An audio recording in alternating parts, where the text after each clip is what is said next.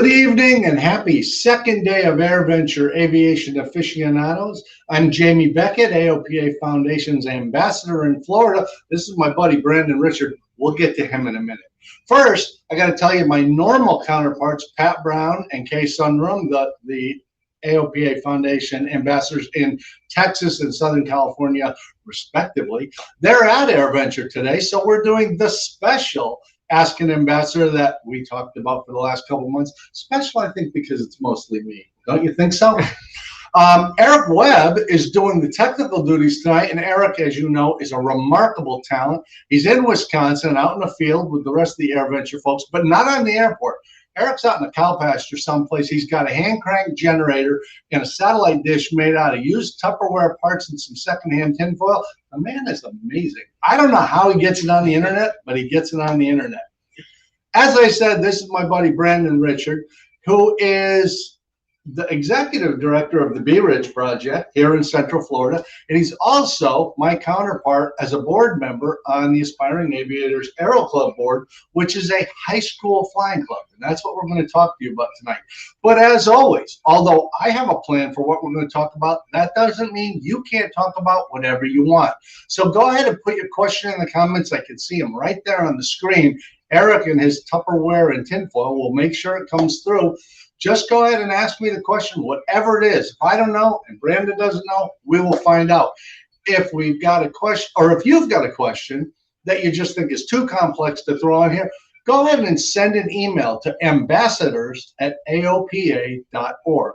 That's ambassadors with an S, aopa.org. It'll come right through to us, and we will deal with it.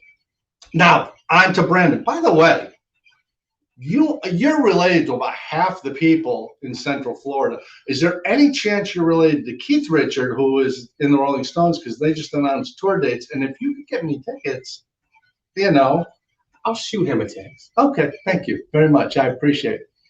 We really do want to talk about working with high school clubs, because traditionally that's not something that people feel comfortable doing.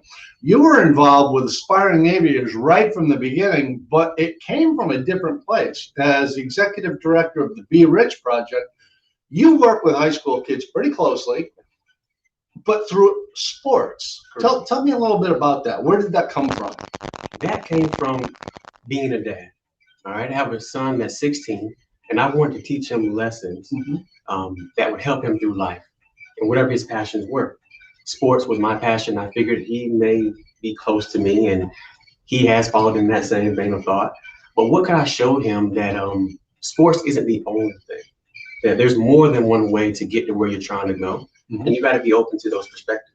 And very similar to what we talk about in aviation when we deal with high school kids, whether that's in the STEM curriculum in the school, which we'll talk about, or in the flying clubs, which are becoming a real thing. You can create a high school flying club. It's about talking to kids about finding a lifestyle that works for them. And this may or may not be a profession or a hobby they work with, because most kids who get into sports, at some point it dawns on them, they're not all going to the NFL and the NBA. Correct. So something to think about. Now, when we started Aspiring Aviators, and you got in on that very early on, but you're not a pilot, are you? No, not by far. Did that make you uncomfortable at all, that you were getting involved in something that you didn't have firsthand experience as a pilot? Without question. It's called the fear of the unknown. Without question. Okay. And you're also not a mechanic. You do not work or recreate in aviation prior to this? No, AAA is my friend. Okay. Yeah. So if I have anything that breaks down, I call them. Now, when you first come out to the airport, though, to work with these kids and their parents, you do have a little bit of a comfort factor because you've been dealing with kids and parents. Where do you suppose the commonality is between the two very different things, working with kids who are involved in sports, kids who are involved in aviation, but it's still kids and parents? Correct. So what's the common link? You know, the common link is perspective. What better way to gain an aerial perspective and not have a pilot's license? And that's to know a pilot or know an organization that's going to teach you about aviation.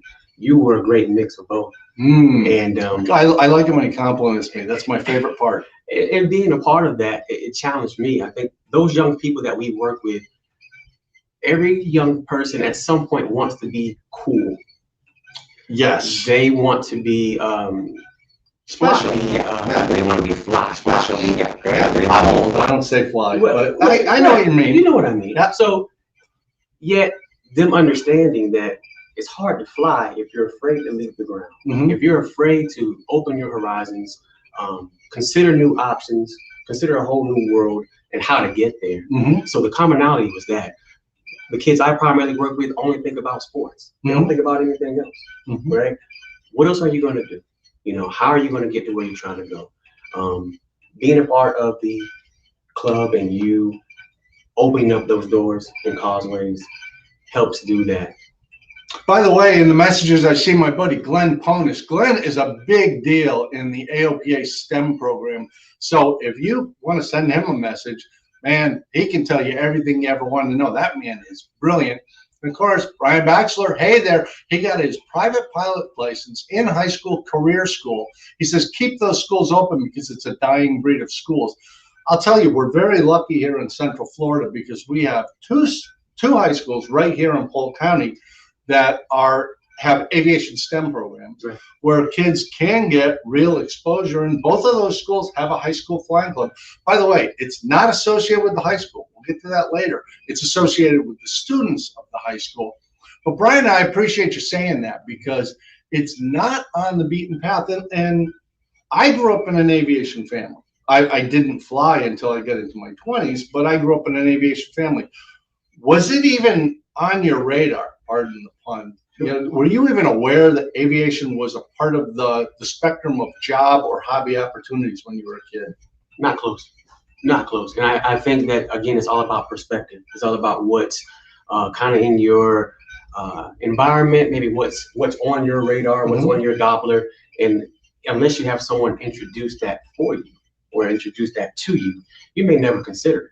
Now, you dabble in this, and I'd say dabble lightly. You're on the board. You're involved with the economics of it, the finances. You're involved with the long-term planning. One of the things you've done really well is come down and shoot videos of the kids with your phone, which goes up on social media. And to that point, if kids want to be cool, I do that as well. When I fly with kids, we video it and pop it up on the screen. They can show it to their friends. They're not kidding. Oh, wait, look at that young man. He looks like he's having fun. He's having a great time. Actually, we put your son Kason in an airplane 12 years ago. We did. And he's grown up into a flying teenager. He came to one of our last board meetings. He's starting to see a whole different side of life because he touched on this. Now, do you think when people like you or teachers, for instance, Brian Hughes, who is a STEM teacher at Winter Haven High School here in town, he got interested in the STEM curriculum, and he deals with Glenn, as a matter of fact. That's his contact back in Frederick, AOPA headquarters. Brian got so enamored of it, he actually went and got his pilot's license. That's pretty cool. I mean, now, that's one extreme. Do you deal with people like Juan, who's also going flying on the same day Brandon and I went flying on the same day? Slightly less. She's not a big fan of being up in the air. Do you find yourself in conversations with people who say, man, that's just weird, or how do I do that, or how'd you get into that? Does it ever come up? It does.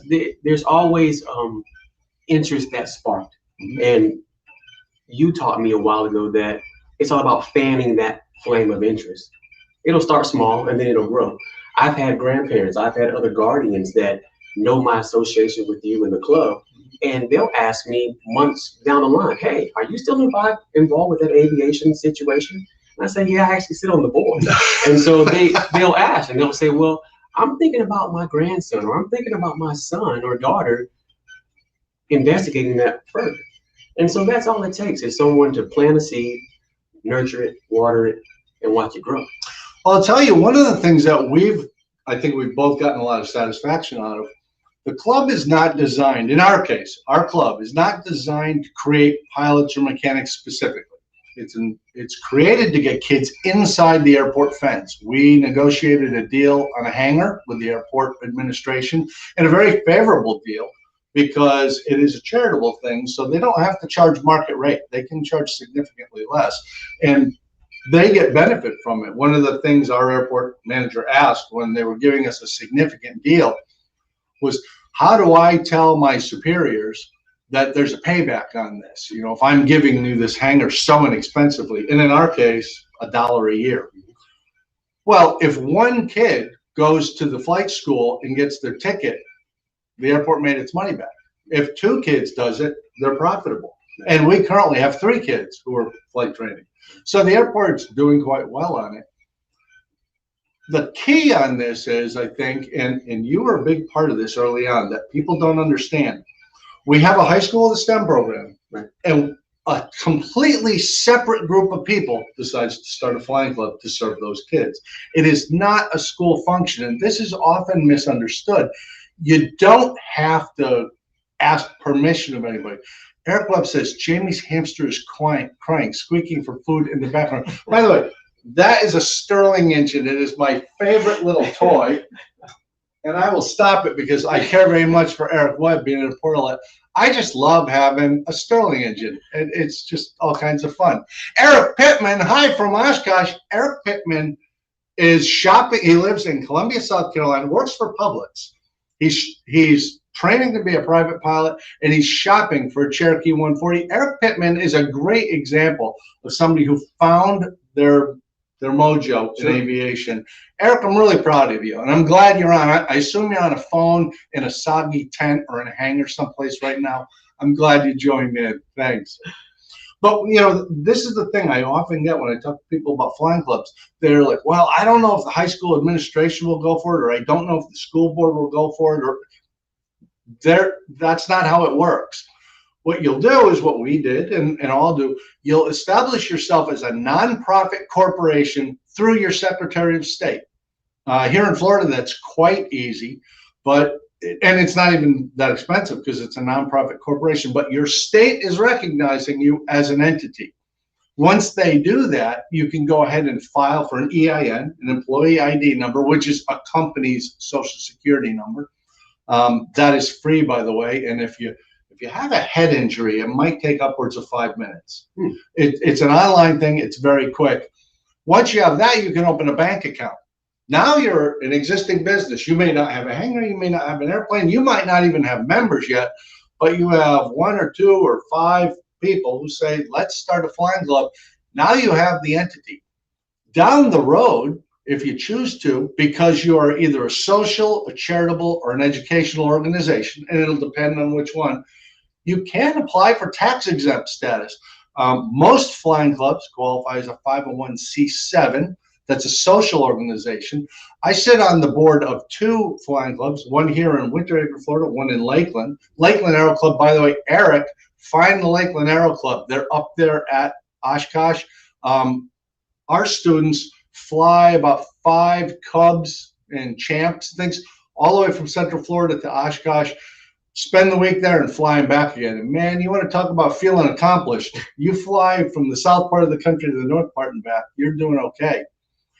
Those 2 clubs, because they are specifically educational and charitable, those are 501c3s. Work with a lawyer and a CPA in your area, because Florida is different than North Dakota or Michigan or California. So work with a lawyer and a CPA in your area. But this is absolutely a doable thing. And you know Denira Richardson, who's in our club. She started out, wanted to be in the Air Force. She's had a heck of a summer so far. She went off to the Air Force AIM High Academy, got some flight time, came back. She got the James Ray Scholarship. She's flying.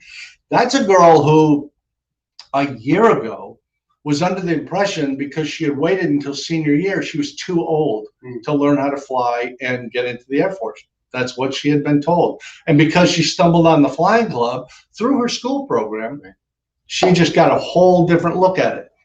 How much connection would you have or want to have with the STEM program at school?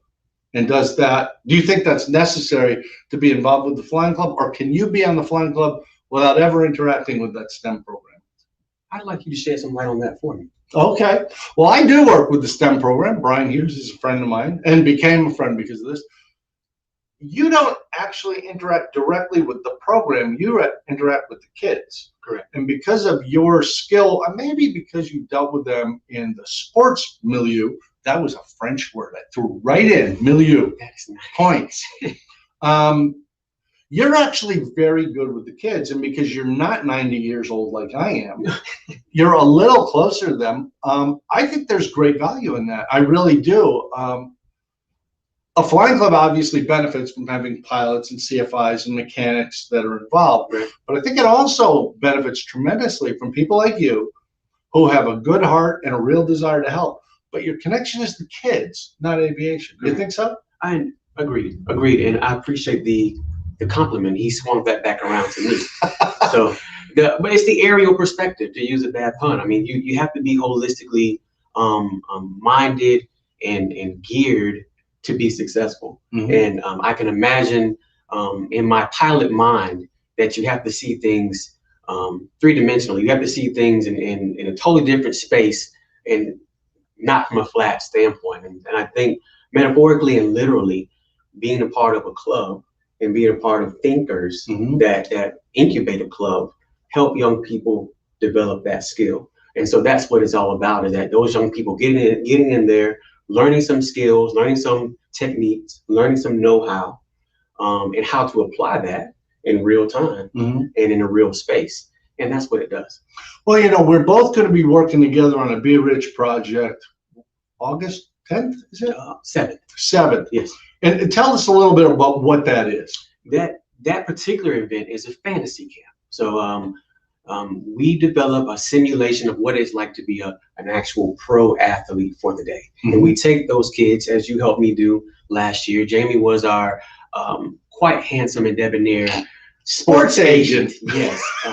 He had a very fashionable orange polo last year. And so what we do, though, is take those young people through the life cycle of what it is like to be a professional athlete, Mm-hmm. right? So there's some areas there that they don't see scroll across their Instagram feed, or that they haven't seen online, and we try to introduce them to that. Well, and what I like about that, and I think there is a parallel to the aviation link. By the way, I got to interrupt here. Munir Islam says, "Good morning from Bangladesh." Wow. And Munir, I'm sure I'm butchering your name. I very much apologize, but thank you. It's good to see you. It's much like the sports thing. Right now, the Olympics is going on. Aviation is also an international experience. It's everywhere. So it does open doors. What we do with you at Be Rich Project with your kids is put those kids artificially into a situation that they actually may face in the future. Here's your contract offer for X amount of dollars. What are you going to do with that money? Right. And boy, there's nothing that'll open your eyes more than realizing you just spent $4 million and then you tore your knee. So same thing we do with aviation, where we take these kids in and they're working on restoring a Cub, a 1945 Cub, and some of the kids really want to be in maintenance or engineering. Right. They throw themselves into that. Some kids want to fly. They become helpers to the mechanic kids, but they have a better understanding of the aircraft. And just by virtue of being at the airport, they run into folks like Ralph Kimmerlin. I know you don't know Ralph Kimmerlin, but he's the greatest guy. He's a test pilot. He's probably in his mid-80s, but he is a test pilot and used to teach people how to be test pilots. He teaches at Florida Institute of Technology. He actually flies from Winter Haven to FIT, teaches his class, and flies back. You meet somebody like that, much like you'll get an NFL player on an iPad to talk to kids. That's a whole different thing, where kids aren't in the classroom studying STEM, which is very important, but theoretical. Right. They come down to the airport, they get inside the fence. That's the same as walking onto the court or the gridiron. Now you're doing it. Correct. And you can measure yourself against other people, and you meet other people who become mentors. Correct. That I was going to interject and say the direct application is not just simulated. They can directly feel, touch, experience, learn, measure, the whole 9 yards right there through our club. That's one of the things I love about it, in all honesty. Being part of a club, you learn to take a leadership position. We've got a member now, John Gauthier, who's the student president of the club. He attends all the board meetings. He doesn't have a vote, but he goes and learns. He's involved with negotiations. He's just a terrific kid. Just turned 17 years old. He's about to solo. But these kids learn how to take leadership positions because they're not in a classroom where the point is to sit quietly and listen to a teacher. Yeah. It's to walk in and be productive, which means they're learning how to become leaders and mentors themselves. Eric Pittman says, Jamie, my phone might die. I'll watch the recording and I'll see you on In-Flight Coffee on Saturday. I cannot believe Eric Pittman can't make his way over to where Eric Webb is. Both of them are Erics, spelled differently, but still. I can't believe he can't get over there and hook into the hand crank generator Eric Webb has in the portal. Eric Pittman, I'm very disappointed, but I will see you on In-Flight Coffee Saturday. Enjoy Oshkosh. I look for a full report from AirVenture the next time we're on Ask an Ambassador. I like the way that worked out. Yeah, that was nice. You know, that mentoring thing is a big deal, in all honesty, because even adults have to learn how to mentor. Exactly. It's not a casual thing. It actually takes some effort. And when a kid can meet a mentor and start moving up in life and understanding how to do something, and then thinking, I can be that. I can learn leadership. And I'll tell you, I'm sure you run into it all the time too. I'm sure you run into it. To tell the kid in a casual environment like an airplane hangar, if you want to be a maintenance guy, go over and talk to that guy who's been rebuilding airplanes for 50 years and just tell him you want to learn from him. Tell him, you know, hey, I got a question about this. They're astounded that the guy won't answer. If you want to be a pilot and you see that guy riding his bike around there, he's a test pilot. His name is Ralph. Just go tell him you're interested and does he have any advice? Things start happening. Jonathan G, I think this might be our Jonathan G. I'm not sure. Definitely a great learning experience. Hope to see more flying clubs take off. I think that's our student president, Jonathan Gauthier, who is about to solo. And actually, I did a whole hour's video, live feed video today about pre-solo knowledge tests because Jonathan brought me his and wanted to have a discussion about it. So Jonathan, your question to me ended up an entire online class. So that's fantastic. Glenn Caponis, who's a well-educated man and can write an entire paragraph, says, Jamie is absolutely right. I love it when people open up with that. The AOPA Foundation curriculum can be the classroom foundation of a curriculum, but the partnerships with on-field organizations and companies is vital. It's from those partnerships that student streams become reality. By the way, I should have sent you an email earlier today, but I've been busy. I'm at work. The Civil Air Patrol at our airport is having an open house Saturday, and they've sent out an email through the airport management office that they're encouraging EAA members, Aspiring Aviators members, Flight Training 101 members to come on over and visit. What Glenn just said is absolutely true. You can do great in a STEM class, and you can understand what density altitude is, and angle of attack, and critical angle of attack, and the Venturi effect, and you can learn all that and really know it. But if you've never been inside the airport fence, you're kind of at a disadvantage. In that flying club, our flying club's specific role is to get kids inside that fence into a hangar where they start to feel like they're home. I belong here. This is my place. And they work on things. Glenn Ponis says, anything for you? We have a mutual admiration society. We've met exactly one time. Wow. And I mean, it was 30 seconds because we live, what, 900 miles apart, Glenn? But seriously, there is nothing that prevents a teacher, an administrator, a parent, an interested person, just random dudes on the street from starting a flying club for kids. That and it really less than $1,000 to start, wouldn't you say? Yeah. I mean, you get some filing fees, you open a bank account, not a whole lot of money, but now you have a flying club. Correct. And that's a whole different discussion than, hey, I'm thinking of starting a flying club. Is a very different thing than, hey, we've started a flying club. And if you don't mind, I will point out, pizza has magical powers. If you start a high school flying club, and you're like, well, I don't know if anybody would join that, but if you band together with a couple people, get a friend, whatever, band together, fill out the paperwork. And by the way, we have people who can help you. AOPA has people who will walk you through the entire process, connect you with the right website for your Secretary of State. We might even be able to connect you to a lawyer or a CPA in your area. You get that started, and then you talk to your airport administrator, talk to the flight school owner, talk to the EAA folks, and say, I'd like to have an open house for a possible flying club. Can I come down here and buy a couple liters of soda and a couple pizzas and invite people down? They'll show up. Yeah. But we did that exact thing a year ago in September. And we must have had 50 kids come with their parents. Easily. We rounded up a bunch of volunteer pilots. Everybody who wanted to go flying got to go on a flight, including parents and siblings. Man, that changes the whole thing. Man, that changes. Just amazing, because now they've tasted it, they've seen it, and even the safety factor where we establish a line. We partnered with the Civil Air Patrol, if you'll recall. Right. Civil Air Patrol kids in uniform marshaled riders out to the airplane and back after their ride. They also established a perimeter where that people couldn't go beyond unless they were escorted. That's a big deal. Just like at the basketball game, you bought a ticket, but you're not allowed on the court. Right. Same thing at the airport. Right. You can come to the observation deck, but don't walk out on the ramp. Right. Same deal. Let's see here.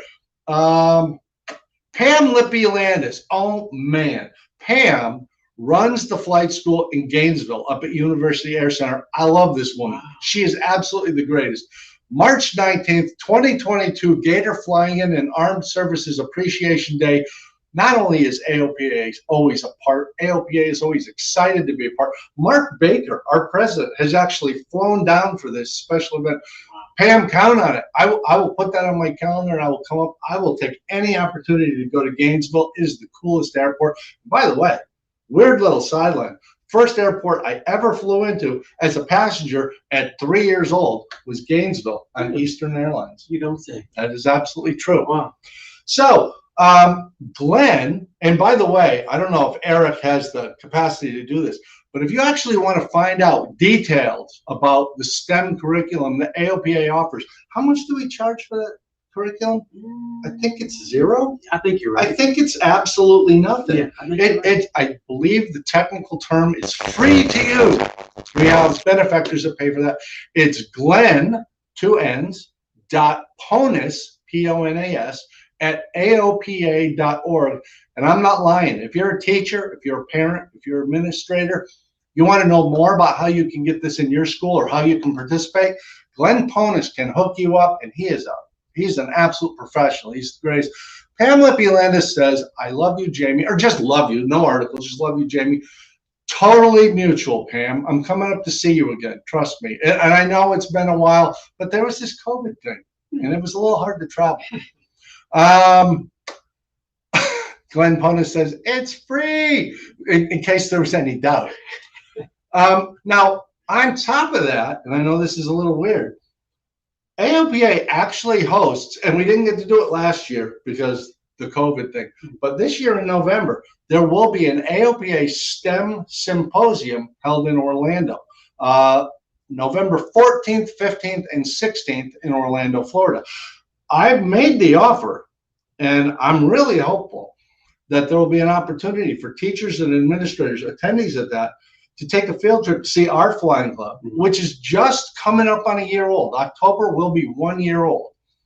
And also go see the Lakeland Aero Club, which is arguably the most successful high school flying club in the country. They've been around for about 10 years. They have multiple aircraft. They have a great program. They've got a fantastic facility. Our facility is less than stellar. We're indoors. It's home. It leaks a little. It lacks some lighting. And you know what? That's exactly what you want. You don't want to move into some palatial 12,000 square foot place where you've got all kinds of electric bills and insurance needs, things like that.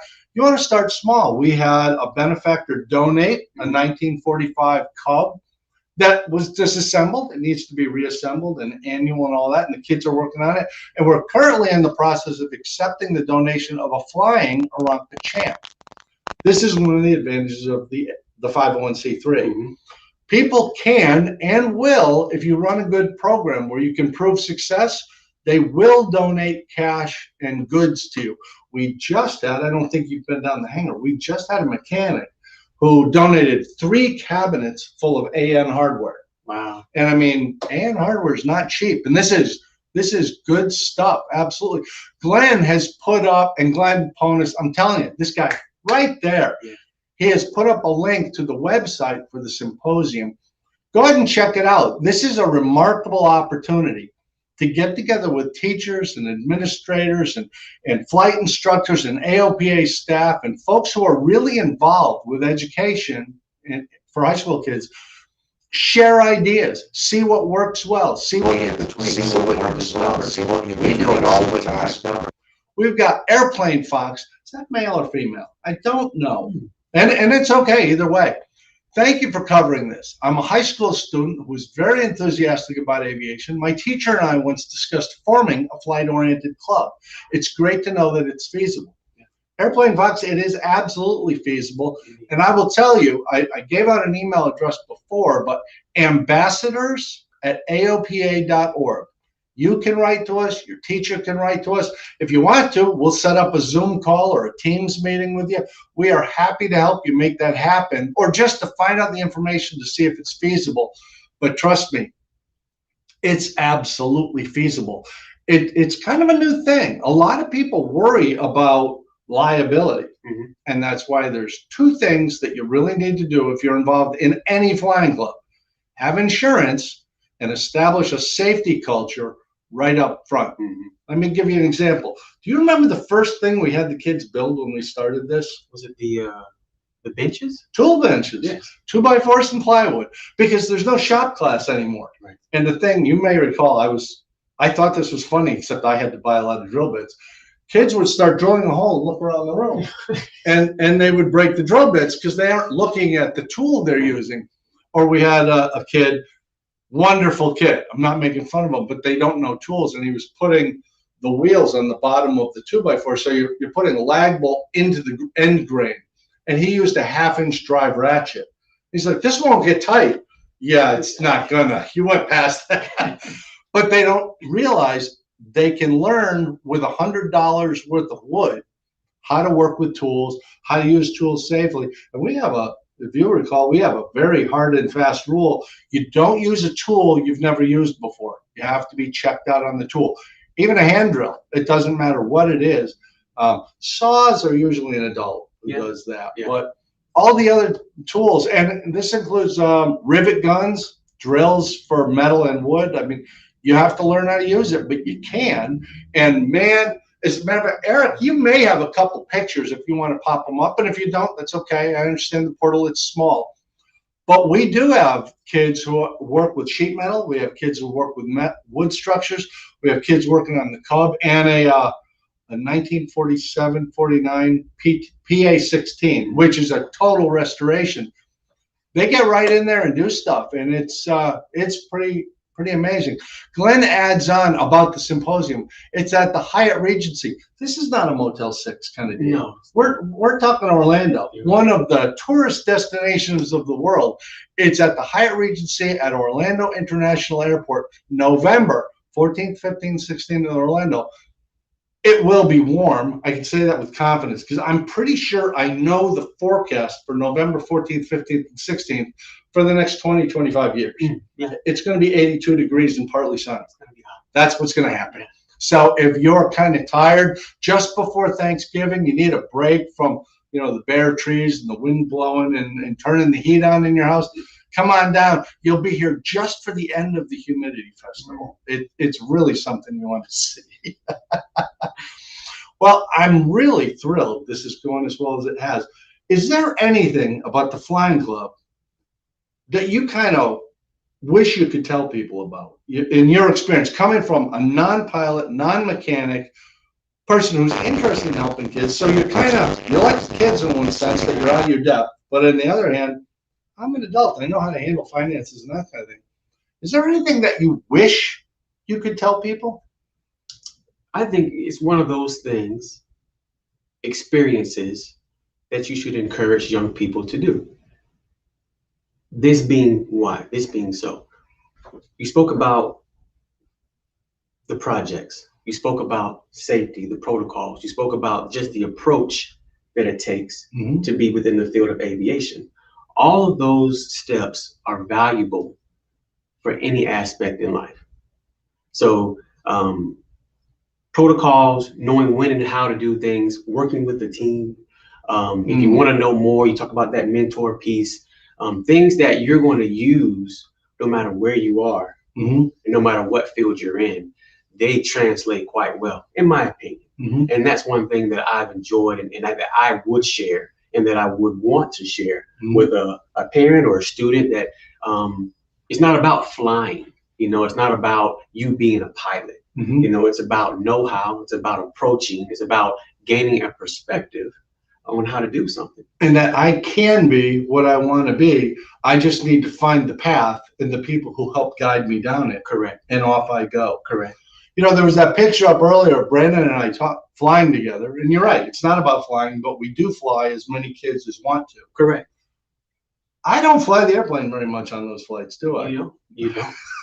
You know, I'm a flight instructor, and I have been for 30 years. So generally by about 200 feet, you've got it. Yeah. And I just talk to it, and the kids as well. Boy, I'll tell you, if you're in a position to make that happen, whether you're a pilot or not, and you can help a kid get that experience, a 15, 16-year-old kid who's going through all that normal teenage insecurity, I'm not sure where I'm going, they're always pressuring you at school. What do you want to be when you grow up, Brandon? And you're thinking, I don't even know what the options are. Right.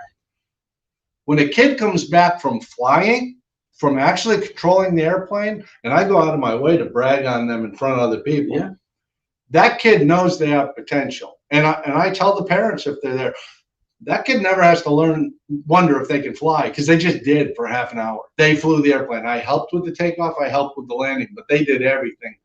You can do this. Now you're like everybody else. You just try and do it better. Correct. And I'll tell you, Nate Abel Flying Club just said, great program. Nate Abel Flying Club is in Texas, and they actually won a Cessna 150 from AOPA as they were starting up their club, and we had a kind of a program where if you made it through a certain amount of the steps to start a club, you were in the running to be gifted with an airplane. They won that 150, and man, they made the most of it. They added another airplane. They've got members in their 80s. They've got kids. One of their original driving force members is, I believe, graduating from UND now and headed off on a program to be a commercial pilot. They're living proof. This really, truly does work. And it doesn't matter if you're in Florida or Texas or Michigan or New York or California, wherever, it works. You get kids out there and give them the opportunities. You expose teachers to the opportunity to go get involved in aviation. They might, because let's talk some math, shall we? Okay. There's about 600,000 pilots in the United States, a little over 600,000. That's all of them. Helicopters, airplanes, commercial pilots, private pilots, all that sort of thing. That's a little less than 0.2% of the overall population. So you are in the 99.8 group, and I'm in the 0.2 group. And if you can get a student who understands all of a sudden, oh, that's why algebra matters. Or, oh, meteorology is not boring. It's fascinating because I see it. It affects me. Now they start looking at things completely different. And I'll tell you, I used to live in New York City. I started taking flight lessons, went to ground school in Sunnyside, Queens, and I had to take a train right out by the high school across from Grumman Aircraft. And kids were in high school to become mechanics, and staring out the window, that's where I hope to work one day. We've got Robert Xavier Betancourt Jr. That is a top dollar name. If you got a Xavier in there, you're somebody. He says the mechanics here at Hemet Ryan earn over $100,000 a year. Sierra School of Aviation. I think that's a misunderstanding. People think mechanics in aviation are just mechanics. Exactly. And they actually, mechanic training, I'm an A&P, mechanic training is more strenuous than pilot training. And mechanics can make a very good living with terrific benefits, and you might be a pilot as well. Hemet Ryan is a Class Echo airport and has all the aviation in one place. I have never been there, Robert. If you want to shoot me an email at ambassadors@aopa.org with any information about that, I'd love to look into it because that's fascinating. They have gliders as well. I'm lucky, well, we're lucky on our home field, Gilbert Field here in Winter Haven. We have 2 paved runways and we have a seaplane base. And the Seaplane Pilots Association is based here. So we have great diversity. That's something that people don't even think about when they go out to the airport. They don't realize the kind of people you're going to meet. And as you've found, you meet people at the airport, you're not going to meet downtown. Correct. All kinds of people come into the airport because they're traveling through someplace. I mean, CEOs, bank presidents, lawyers, famous people, they all end up at the airport. They don't necessarily end up down at the mall. Yeah. So it's worth checking out. If you want to, I'm just working with the new tongue. It's kind of, give it a chance. Thank you. If you want to get involved in this, if you have some questions, if you really think this is something that might be a good fit for you, or if you think there's no way that could be true, go ahead and write us, ambassadors@aopa.org. Just say you saw this Ask an Ambassador episode and you'd like more information about the high school STEM program or how to create a high school flying club. Let us know, and we are happy to help you. Keep in mind that AOPA STEM Symposium is November 14th, 15th, and 16th in Orlando, Florida, where everybody wants to go. You know, Disney World, Universal, Legoland, you want to come. Stay for a couple extra days. It's worth it. And the next, wait, Glenn has interjected, Glenn Ponus, and they don't end up at the commercial terminal. They'll come through the general aviation area and FBOs. This is a big deal. I just flew, well, this past year, I flew a Cessna 152, two-seat trainer, same thing you and I flew, from Houston, Texas to Central Florida. Flew one from Central Florida up to Frederick, Maryland. Flew from Frederick, Maryland up to Connecticut. From Connecticut back down to Maryland. I've toured a big chunk of the country and a little two-seat trainer, all the fun in the world, just fantastic. And Glenn is exactly right. I don't have to go through a metal detector. I don't have to go get my bag searched. I don't have to do pre-check or any of that stuff. I just show up and pay for my fuel and walk out to the airplane, and the flight leaves when I'm ready. I like that. We've got Robert back again, and he says, mechanics here fly everything with helicopters, DC-3, Gulfstream, and others on the checkup tests. I have, in the other room there, I have a DC-3 big artwork piece. I'll tell you, if I ever win lottery, which is unlikely since I don't buy lottery tickets, but if I ever win, I'm buying me a DC-3 with PT6 turboprops, and I'm just going to have a good time. My family, your family, we jump in, we go to the Bahamas, we go to California. It's going to be good. I like it. I think we covered it. What do you think? I think so. I think so. Well, thanks for coming in. Thank you for having me. Thank you for your flight deck is wonderful. Well, I needed somebody to eat the pizza with because I'm pushing maximum density pretty hard. Hey, I really do appreciate it, Brendan. It's great having you here. I've loved the entire time I've known you, and I don't even know how long that is, 20, 30 years. He's a lot better looking than his age would suggest. Oh, wait, Nate Abel says, you also demonstrated one of the most important aspects of pilotage, patience. Oh, he's talking about my flight. Because I was stuck for going from Houston, Texas to Central Florida. I spent 3 days in Jennings, Louisiana. I've never wanted to go to Jennings, Louisiana. Nicest people I've ever met in the world. Here's an aviation thing you don't see in the commercial terminal. I land in Jennings, Louisiana, and the weather is not good enough for me to continue on my trip. So I fuel up the airplane, and I can see a hotel from the airport. And I asked the guy who runs the shop there, the FBO, where you buy fuel. And I asked him if there's a rental car or anything. He says, oh, you can take the van over there. That's fine. And I said, well, the weather looks like I'm going to be here 2-3 days. He goes, that's all right. I got another one. A total stranger gave me a van for 3 days just because I was stuck in his town. And I got to travel all around. I put some gas in it, but they were great. General aviation will lead you into commercial aviation or military aviation. It's going to open up a whole new world for you. Glenn Ponish says, Brandon, thanks so much for everything you do. Do you know him? I would like to know. Glenn, thank you so much for the kind words. Man, like now I got to split the friendship with Glenn. This is upsetting. Glenn, I don't have that many friends. I need some exclusivity. I do. Guys, thanks a lot. I appreciate it. The next Ask an Ambassador will be on Tuesday, August 10th, 7 o'clock Eastern, 4 o'clock West Coast, various times at the time zones in between. Come back and see us. We'll try and do better than Brendan. I'll have Pat and Kay back. They'll tell you all about actually being at AirVenture. Maybe they ran into Eric Pittman. We don't know. Maybe Eric will buy an airplane. Maybe so. Could happen.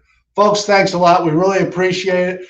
Anything we can do, write us, call us. And seriously, if you can't remember an email address, Look up AOPA on your browser. Look at that phone number, call it up, and when you get to the receptionist, say, you know that weird guy in Florida that talks constantly? Could I get his phone number? They'll give it to you. Thanks a lot. We'll see you next time. Thanks, buddy. Oh, thank you.